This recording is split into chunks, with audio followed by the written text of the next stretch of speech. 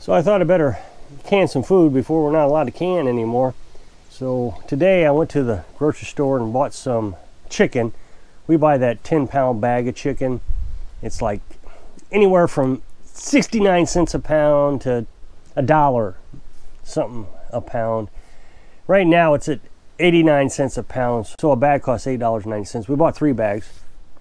That'll fill 20-pint jars of chicken. And we're trying to do this about every couple of weeks. When we go to town, just grab some chicken so we can can it up. That way we have enough until the prices come back down. Right now they're going up. A month ago, 2 months ago, they were 69 cents a pound, and now they're 89 cents a pound. It really is cost effective until it gets up to about $10 a bag.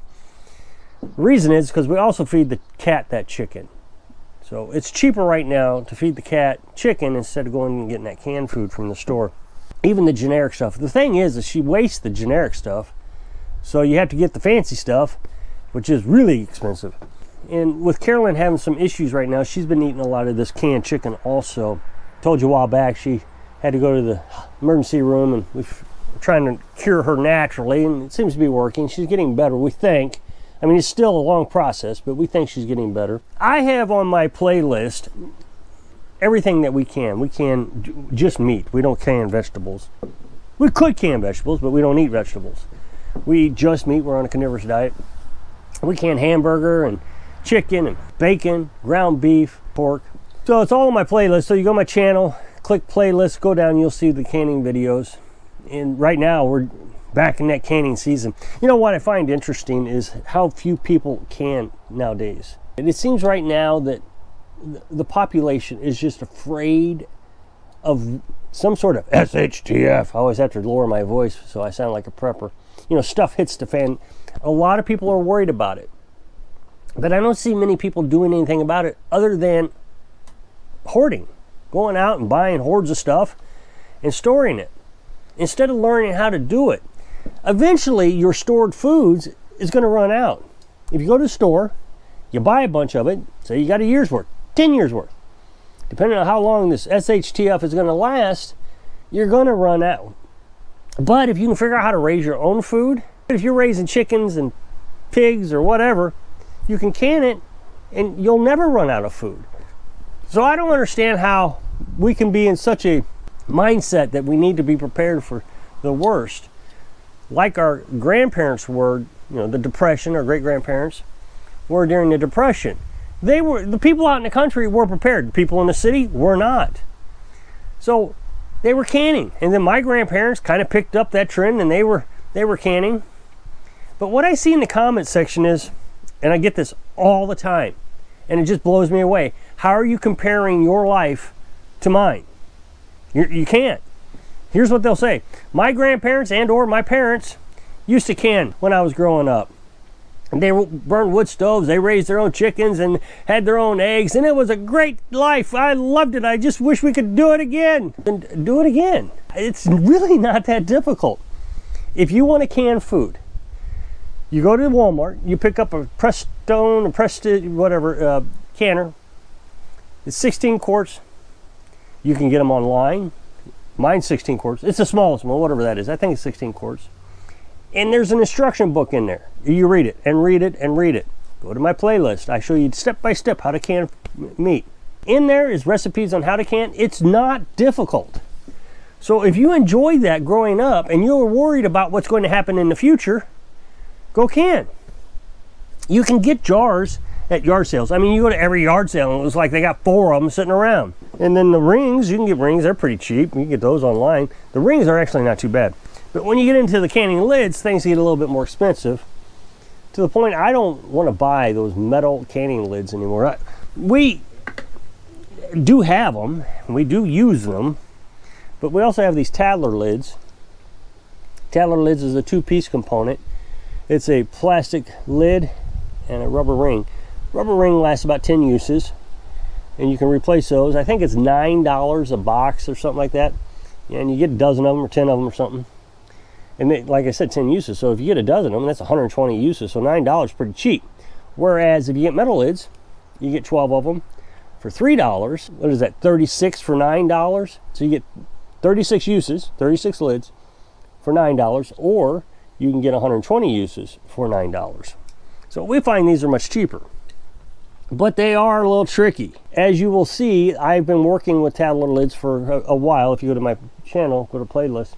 Yesterday's video, I was talking about how I've really been struggling with them. The last time we canned food, we had 6 jars not seal, and that was just too much for me. And the thing is I was really trying very hard to get them all to seal. I was experimenting with different levels of chicken in the jar. I was thinking maybe if I put less chicken in there, it wouldn't boil over so much, and the gasket maybe getting dirty or gooky or something. Well, I actually had more failures last time experimenting than I did in the past. Normally I have about 2 failures every time I can. I have 2 canners, so that's 20 jars. That wasn't too bad. I didn't like losing them, and it's just my personality. I want 100% success rate. I'm always trying to do better and make improvements on things. What I realized the last time I canned was I may be over tightening the rings. So what happens is when you got your jar and you got your lid and your cap, so you got to put the lid and the ring on the jar, the gasket, and then you take the ring and you loosely screw it on. And so what you do is, pretend my knee is a table here, you put 2 fingers on the lid, and then when the jar spins, that's as tight as you put it. Then you can the food. When you take the jar out of the canner, you're supposed to tighten it. Well, during this tightening process, I think I'm tightening it too tight. What I think's happening is when I loosen the ring, because you got to take the ring off to confirm that it has sealed. When you take the ring off, I think what's happening is I'm twisting the lid with the ring. So it's breaking the seal when I take the ring off because I put it on so tight. So the other day I was watching a video. She put it on and she demonstrated on camera how tight she puts it on. She went like that. That was it. She says she has a huge success rate with them. So I thought, well, maybe that's my problem. So the other day I did a test. I canned up some water. What I did was I took a hot pan of water, I poured it in the jar. So now I got boiling water. I put the jar on, or put the lid on, and I let it seal. Well, I tried that twice. The first time out of the 5, I think I had 5 jars, 1 of them sealed. The next time I tried it, 4 of them sealed, 1 of them didn't. So Carolyn and I said, well, maybe it was my method, just using hot water. Maybe that wasn't enough heat to draw in a vacuum, because that's what you're trying to do, is trying to draw in a vacuum. As it cools, you're drawing in a vacuum. So yesterday, I showed that I put 7 jars into a pot. Then I filled the pot with water. So 7 jars with water. That's all it was just water. So put the pot with water and let the water boil, I don't know, half hour, 45 minutes. It was just a test. Now, when you do things like this, you got to be careful because you are violating all kinds of procedures. First thing is when you can food that is non-acidic, tomatoes are acidic, so you can water bath tomatoes. That means you boil them. But everything else needs to be pressure canned, because when you pressurize your canner, you're actually raising the temperature of water past boiling. Boiling is 212 degrees. So depending on how much weight you put on it, you could get it up to 230 degrees, 250 degrees. Well, when you're getting it up to these kind of temperatures, now you're killing botulism. Botulism is one of the most abundant, I don't know, bacteria, virus, I don't know what it is. Don't matter to me. It's dangerous. And it is the most poisonous or toxic, or whatever the word they used, substance on the planet. It is dangerous. And this is why the government got involved with canning. This is why there are so many restrictions and procedures and things you got to do and things you shouldn't be doing. I hear people all the time say you can water bath meat. As long as you boil it long enough, it'll be fine. Well, no, it won't be fine. And the reason it won't be fine is because if you go back 100 years, you will find that the botulism rates in this country were extremely high. And it's because they were doing all kinds of crazy things when it came to canning. You have to pressure can. Back then, they would take lard, they'd heat up lard, melt it, and pour it in there, and then they can their meat that way. They put a lid on it and say that was good. Well, people were getting botulism. So if you're violating Today's procedures. You're at risk for botulism. The only thing you can really water bath is acidic items. So if you can fruits, there's some fruits that you can that are acidic. I guess like maybe peaches. Don't quote me. I'm not giving you instructions, but whatever's acidic. Grapes might be acidic. But tomatoes, definitely. I've water bathed tomatoes, a lot of tomatoes in my life. I take it out onto the fire, a big pot of quart jars. But everything else needs to be pressure canned. So yesterday, I told you I was boiling water. So I canned water. Now, this is dangerous. Do not drink this. So this experiment was to test the cap, not to preserve water. I didn't pressure can it. I just boiled it. That means botulism. If there was any botulism in this water or in the jar or anything, I didn't get it hot enough to kill the botulism. Botulism becomes active when there's a vacuum and it didn't get hot enough. So let's just use some numbers here. Boiling is 212 degrees. That does not kill botulism. Botulism is going to be in this because it has a vacuum. If you get it up to 230 or 250 or whatever it is, whatever your pressure canner says, and then put it under a vacuum, well, the botulism is dead. So it doesn't matter now. You can put it under a vacuum. This is dangerous. Don't drink it. It was an experiment to see if I get this to work. And I got it to work. 100% success rate. You can see that I can hold the jar by the lid. So all 7 of them worked. Now, when I take a jar out of the canner, I will see if the liquid is boiling. And the reason you look is because if it's boiling, you know it has sealed. Under a vacuum, your boiling temperature actually drops. So this will cool down and it continue boiling. And I've got this little laser thermometer and I keep checking it. And what I've noticed is when the boiling stops, it's about 120 degrees. So I know that's working. So the ring is on loosely at that point. I know it's boiling. I just set it aside. I don't touch it. I don't tighten it. I don't want to press my luck. I know it's sealed. But if it's not boiling, what I used to do is I would crank down on it.